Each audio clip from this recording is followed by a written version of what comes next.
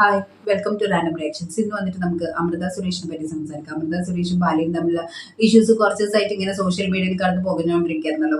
കുറെ കാലമായിട്ട് ബാല മാത്രമായിരുന്നു സംസാരിച്ചുകൊണ്ടിരുന്നത്. എന്തായാലും ഇപ്പം അതിന്റെ ലീഗൽ സൈഡ് അഡ്വക്കേറ്റ്സിനെ ഒക്കെ കൂട്ടിയിട്ടാണ് അമൃത അതിനൊരു എക്സ്പ്ലനേഷനുമായിട്ട് വന്നിട്ടുള്ളത്.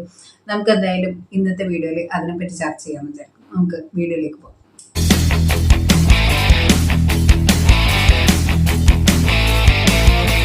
Welcome back guys. അപ്പോൾ ഞാൻ പറഞ്ഞുകൊണ്ട് വന്നത് നമ്മുടെ അമൃത സുരേഷിൻ്റെ കാര്യമാണ്. അമൃത സുരേഷ് ഐഡിയ സ്റ്റാർ സിംഗറിൽ വരുന്ന സമയം മുതലാണ് നമ്മളെല്ലാവരും അറിഞ്ഞു തുടങ്ങിയത് അല്ലേ. ആളുടെ ആ ഒരു എന്താ പറയുക കരിയറിൻ്റെ ഒരു പീക്കിൽ നിൽക്കുന്ന സമയത്താണ് വേണമെങ്കിൽ ബാലേനെ കല്യാണം കഴിച്ചതെന്നും പറയാം.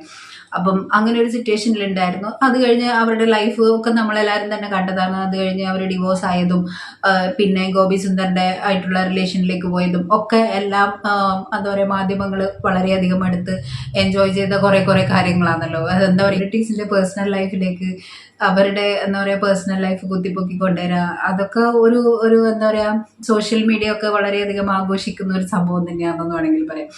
എന്തൊക്കെ തന്നെയായാലും ബാലയായിരുന്നു ഇപ്പം കുറച്ച് ദിവസമായിട്ട് ന്യൂസിൽ ഇങ്ങനെ നടന്നുകൊണ്ടിരുന്നത്. അമൃതേനെ പറ്റിയിട്ടുള്ള വേണ്ടാത്തതും വേണ്ടുന്നതുമായിട്ടുള്ള കാര്യങ്ങളൊക്കെ സംസാരിച്ച് അത് സത്യം പറഞ്ഞാൽ ഞാനിങ്ങനെ ചിന്തിച്ചിട്ടുണ്ടായിരുന്നു. ഇവർ തമ്മിൽ ഡിവോഴ്സ് ആയി പോയി കാലങ്ങൾ എത്രയായി, എന്നിട്ട് ഇപ്പം വീണ്ടും വന്നിട്ട് രണ്ടാളും രണ്ട് ലൈഫിലേക്ക് പോയി. പിന്നെയും പഴയ കാര്യങ്ങളൊക്കെ കുത്തിപ്പൊക്കി സംസാരിക്കുക എന്ന് പറഞ്ഞാൽ വളരെ ചീപ്പ് ഒരു പരിപാടിയാണല്ലേ. എത്രയോ ആൾക്കാർ മ്യൂച്വൽ അഗ്രിമെന്റിൽ ഡിവോഴ്സ് ആയി പോകുന്ന ഒരുപാട് പേരുണ്ട്.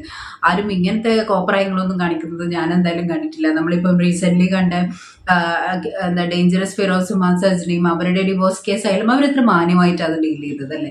അത് രണ്ടാളായാലും അവരുടെ പേഴ്സണൽ ലൈഫിലെ കാര്യങ്ങൾ ഷെയർ ചെയ്യേണ്ടതെന്ന് വെച്ച് കഴിഞ്ഞാൽ ഷെയർ ചെയ്യേണ്ടത് ശരിയാണ്. നമ്മൾ രണ്ട് വ്യക്തികൾ നമുക്ക് യോജിച്ച് പോകാൻ പറ്റാത്ത ഒരുപാട് കാര്യങ്ങൾ ഉണ്ടാവുമായിരിക്കും അല്ലെ. എല്ലാ കാര്യങ്ങളും നമുക്ക് സോഷ്യൽ മീഡിയയിൽ ഡിസ്ക്ലോസ് ചെയ്യാനും വേണ്ടി പറ്റില്ലായിരിക്കും.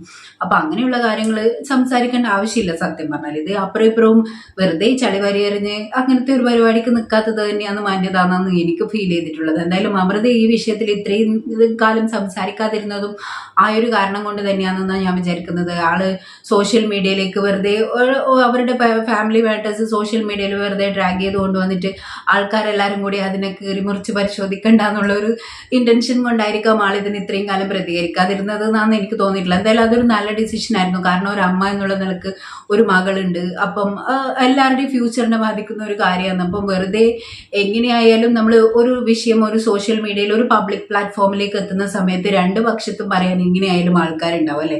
നല്ലതായാലും ചീത്തയായാലും അതിന്റെ രണ്ട് സൈഡിലും നിൽക്കാൻ എപ്പോഴും ആൾക്കാരുണ്ടാവും എന്നുള്ളതാണ്. അപ്പം അത് എങ്ങനെ വന്നു കഴിഞ്ഞാലും വേദനിപ്പിക്കുന്ന ഒരു സംഭവം തന്നെയായിരിക്കും. അപ്പം ആളെന്തായാലും ഇത്രയും കാലം അതുകൊണ്ട് മാത്രമായിരിക്കും പ്രതികരിക്കാതിരുന്നത് എന്നാണ് എനിക്ക് തോന്നിയിട്ടുള്ളത്. പക്ഷെ എന്നാലും പലതും പറയുന്ന കേൾക്കുമ്പോൾ ഞാനിങ്ങനെ ചിന്തിച്ചിട്ടുണ്ടായിരുന്നു, പ്രതികരിക്കണം അല്ലെ. ചില സമയത്തെല്ലാം നമ്മൾ ഇത് പ്രതികരിച്ചു പോകും. അങ്ങനെയാണ് ഇപ്പം ലാസ്റ്റ് ഈ ഒരു അവസ്ഥയിൽ എത്തിയതെന്നാണ് എനിക്ക് തോന്നുന്നത്. എന്താ പറയാ, നമുക്ക് ക്ഷമിക്കുന്നതിനും ഒരു പരിധി ഉണ്ടല്ലേ. എല്ലാം കഴിഞ്ഞ് എല്ലാവരും കൂടി ഒരു സൈഡ് നിന്നിട്ട് ഇങ്ങനെ ടോർച്ചർ ചെയ്തുകൊണ്ടിരിക്കുമ്പോൾ ബുദ്ധിമുട്ട് തന്നെയാണ് കാര്യങ്ങൾ. ആളെ ആ വീഡിയോയിൽ കാണുമ്പോൾ തന്നെ വളരെ വിഷമം തോന്നി. രണ്ട് അഡ്വക്കേറ്റ്സിന്റെ കൂടെ ഇരുന്നിട്ടാണ് ആൾ കാര്യങ്ങളൊക്കെ സംസാരിക്കുന്നുണ്ടായിരുന്നത്. മീൻസ് അവർ തമ്മിലുള്ള ഡിവോഴ്സിന്റെ കാര്യങ്ങളും ഡിവോഴ്സിന്റെ എഗ്രിമെന്റിന്റെ കാര്യങ്ങളും ഒക്കെ പറയുന്നുണ്ട്. അതിൽ ഡിവോഴ്സിന്റെ എഗ്രിമെന്റിൽ കൃത്യമായിട്ട് പറഞ്ഞിട്ടുണ്ട് പബ്ലിക് പ്ലാറ്റ്ഫോമിൽ വന്നിട്ട് ഇനി അപ്പുറം ഇപ്പുറം ഇങ്ങനെയുള്ള കാര്യങ്ങളൊന്നും സംസാരിക്കാൻ പാടില്ല എന്നൊക്കെ പറഞ്ഞ് എഴുതി ഒപ്പിട്ടിട്ട് കൊടുത്തിട്ടാണ് പിന്നെയും വന്നിട്ട് ഇങ്ങനെയുള്ള കോപ്രായങ്ങളൊക്കെ കാണിച്ചു കൂട്ടിയത് എന്നുള്ളതാണ്. എന്തായാലും കഷ്ടം തന്നെയാണ്. അല്ലാതെ എന്തെന്നാ പറയേണ്ടതല്ലേ. വെറുതെ ഒരാളെ ടോർച്ചർ ചെയ്യും. കുട്ടീനോടുള്ള അഗാധമായ സ്നേഹം കൊണ്ടാണ് എന്നൊക്കെയാണ് കുറെ പേരൊക്കെ പറയുന്നത് കേട്ടത്. എന്തായാലും ആ സ്നേഹമായി ആ എഗ്രിമെന്റിലെ കാര്യങ്ങൾ വായിച്ചപ്പോൾ തന്നെ മനസ്സിലായിട്ടുണ്ട്. കുട്ടിക്ക് ചെലവിന് ഇനി 5 പൈസ കൊടുക്കുകയില്ല. എന്താ പറയാ വിവാഹത്തിനായാലും പോട്ടെ പഠിത്തത്തിനായാൽ പോലും 5 രൂപ കൊടുക്കാനുള്ള താല്പര്യമില്ല. ആകെയുള്ള ഒരു 5 ലക്ഷത്തിന്റെ ഒരു ഇൻഷുറൻസ് എടുത്തു വെച്ച് ഒരച്ഛൻ്റെ കടമ എന്ന് പറഞ്ഞു കഴിഞ്ഞാൽ ഇത്രയൊക്കെ ഉള്ളോ. എന്നിട്ടാണോ പറഞ്ഞത് ഞാൻ എന്തൊക്കെയോ ചെയ്യും, ഞാൻ എന്ത് വേണമെങ്കിലും ചെയ്യാൻ റെഡിയാണ് എന്നൊക്കെ പറഞ്ഞ് വെറുതെ വീരവാദം പറഞ്ഞതിനെ കൊണ്ട് മാത്രം കാര്യമില്ല അല്ലേ. ഒരു അച്ഛൻ എന്നെല്ലാം പറഞ്ഞു കഴിഞ്ഞാൽ ഒരു സ്ഥാനത്തിന് അതിൻ്റെതായ ഒരു റെസ്പെക്റ്റും ഒരു വാല്യൂ ഒക്കെ ഉണ്ട്. അത് ഈ ചുമ്മാ 4 സോഷ്യൽ മീഡിയയിൽ വന്നിരുന്ന ഡയലോഗ് പറയുന്ന സംഭവമൊന്നും അല്ല കേട്ടോ. ലൈഫിൽ ഒരുപാട് റെസ്പോൺസിബിലിറ്റി ഉള്ള ഒരു സംഭവം തന്നെയല്ലേ അച്ഛൻ എന്ന് പറയുന്ന ഒരു സ്ഥാനം എന്ന് പറയുന്നത് അല്ലേ. അത് കുട്ടികൾക്കും കൂടി തോന്നണമെങ്കിൽ അതിൻ്റെതായ ഒരു സ്നേഹവും ആ ഒരു പെരുമാറ്റവും ഉണ്ടെങ്കിൽ മക്കളെ ഒന്നും നമുക്ക് ആർക്കും പിടിച്ചു വെക്കാൻ വേണ്ടി പറ്റുമോ. എനിക്ക് എൻ്റെ അച്ഛനെ കാണുന്ന ഒരു കുട്ടി പറയുമ്പോൾ വേണ്ട നീ പോകാൻ പാടില്ല എന്ന് പറഞ്ഞ് അമ്മക്ക് ഒരിക്കലും വിലക്ക് വെക്കാൻ പറ്റുമെന്ന് എനിക്ക് തോന്നുന്നില്ല കേട്ടോ. അത്രയധികം അടുപ്പവും സ്നേഹം ഉണ്ടെങ്കിൽ എന്തായാലും മക്കള് അച്ഛനോടുള്ള ആ റിലേഷൻഷിപ്പ് മെയിൻറ്റെയിൻ ചെയ്ത് പോകുന്ന തന്നെയാണ് എനിക്ക് തോന്നിയിട്ടുള്ളത്. ഇനിയിപ്പോൾ എത്ര വേർപിരിഞ്ഞ് താമസിച്ചു കഴിഞ്ഞാലും അല്ലേ. ബാല പിന്നെ ഒരു പോക്സോ കേസിന്റെ കാര്യമൊക്കെ പറഞ്ഞു, അതൊന്നും അങ്ങനെ ഒരു സംഭവമേ ഇല്ല എന്ന് അമൃത പറഞ്ഞു. എന്തായാലും ആള് കുട്ടീനെ കാണാൻ വിടുന്നില്ല എന്നൊക്കെ പറഞ്ഞിട്ടാണല്ലോ സംസാരിച്ചിട്ടുണ്ടായിരുന്നത്. എന്തായാലും അതിന്റെ ഒരു ഇൻട്രസ്റ്റും കാര്യങ്ങളൊക്കെ ഇപ്പം വക്കീല് തന്നെ പറഞ്ഞിട്ടുണ്ടായല്ലോ അല്ലെ, എല്ലാ സാറ്റർഡേയും കാണാനുള്ള ഒരു പെർമിഷൻ ഉണ്ട്. അത് പിന്നെ ഓൾറെഡി ഡിവോഴ്സ് ആവുന്ന സമയത്ത് അങ്ങനെ തന്നെയാണല്ലോ. കുട്ടി പ്രായപൂർത്തിയാവാത്ത കുട്ടിയുടെ കസ്റ്റഡിന് എപ്പോഴും അമ്മമാർക്ക് തന്നെ അധികവും കൊടുക്കാറ്, പെൺകുട്ടികളാകുമ്പോൾ പ്രത്യേകിച്ചും അല്ലേ. ഇതിപ്പം കസ്റ്റഡി കൊടുക്കാതെ തന്നെ നന്നായതെന്നാണ് എനിക്ക് തോന്നുന്നത്. ആൾക്ക് ഇത്രയും വിവരമുള്ളൂ എന്ന് വേണം മനസ്സിലാക്കാൻ വേണ്ടി. ഒരു സംസാരത്തിൽ നിന്നും പെരുമാറ്റത്തിൽ നിന്നും എല്ലാം മനസ്സിലാക്കേണ്ടത് അത്രയേ ഉള്ളൂ. ആൾക്ക് അത്രയേ ഉള്ളൂ. എന്താ പറയുക, ഒരു ഉത്തരവാദിത്തമില്ലാതെ ഉള്ള ഒരു പെരുമാറ്റവും സംസാരവും ഒക്കെയാന്ന് ഒന്നും ചിന്തിക്കാതെ ഒരു സോഷ്യൽ മീഡിയയിൽ വന്നിരുന്നിട്ട് വളവളോ പറഞ്ഞതിനെ കൊണ്ട് എന്തെങ്കിലും ഉണ്ടാക്കാൻ പറ്റുന്ന എനിക്ക് പേഴ്സണലി ഫീൽ ചെയ്തിട്ടില്ല കേട്ടോ. അപ്പം ആളുടെ ഒരു സംസാര രീതിയൊക്കെ വെച്ചിട്ട് ആൾക്ക് ആ കുട്ടിയുടെ കസ്റ്റഡി കൊടുക്കാത്തത് തന്നെ നന്നായി എന്നാണ് എനിക്ക് തോന്നുന്നത്. ഈ അധികം ടോർച്ചർ ചെയ്തിട്ടും അമൃതയൊന്നും മിണ്ടുന്നില്ലല്ലോ എന്ന് ഞാനിങ്ങനെ വിചാരിച്ചുകൊണ്ടിരുന്നു. എന്തായാലും ഇപ്പോഴെങ്കിലും പ്രതികരിക്കാൻ തോന്നിയത് നന്നായി എന്നുള്ളതാണ്. ആള് ഇത്രയും കാലം പ്രതികരിക്കാതിരുന്നതും ഇങ്ങനെ ഒരു ക്ലോസ് ഒക്കെ വെച്ചിരുന്നത് കൊണ്ടാണെന്ന് ഇപ്പോഴാണ് അതിൽ നിന്ന് മനസ്സിലായത്.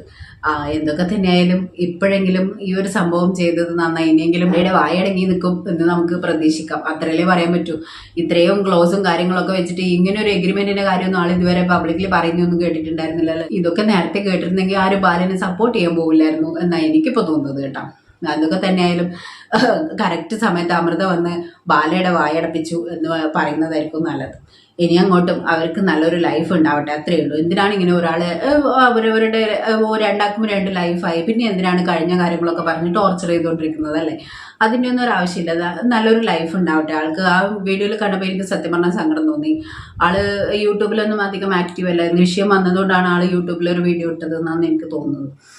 എന്തായാലും അവർക്കെല്ലാം ഓവർകം ചെയ്യാൻ വേണ്ടി പറ്റട്ടെ. ലൈഫിൽ ഒരുപാട് സ്ട്രഗിൾ ചെയ്തു ആള് അല്ലേ, ഒരുപാട് സ്ട്രഗിൾ ചെയ്തു എന്ന് തന്നെയാണ് എനിക്ക് തോന്നുന്നത്. മീൻസ് എത്രയായാലും ഒരു പേഴ്സണൽ ലൈഫ് ഒരുപാട് ഇൻസിഡൻസും കാര്യങ്ങളൊക്കെ നടക്കുമ്പോൾ നമുക്കായാലും ഒന്ന് തളർന്നു പോകും. എന്തായാലും ആളൊന്ന് തളരാതെ മുന്നോട്ട് പോട്ടെ. ഒരു മകളുണ്ട് അവർക്ക്, അവരുടെ എല്ലാം ഫ്യൂച്ചറിൽ നല്ലതായി വരട്ടെ എന്ന് മാത്രം പ്രാർത്ഥിച്ചുകൊണ്ട് ഈ വീഡിയോ ഇവിടെ വൈൻഡപ്പ് ചെയ്യാം. ഇഷ്ടപ്പെട്ട് കഴിഞ്ഞാൽ എല്ലാവരും ലൈക്ക് ചെയ്യുക, സബ്സ്ക്രൈബ് ചെയ്യുക. Thank you.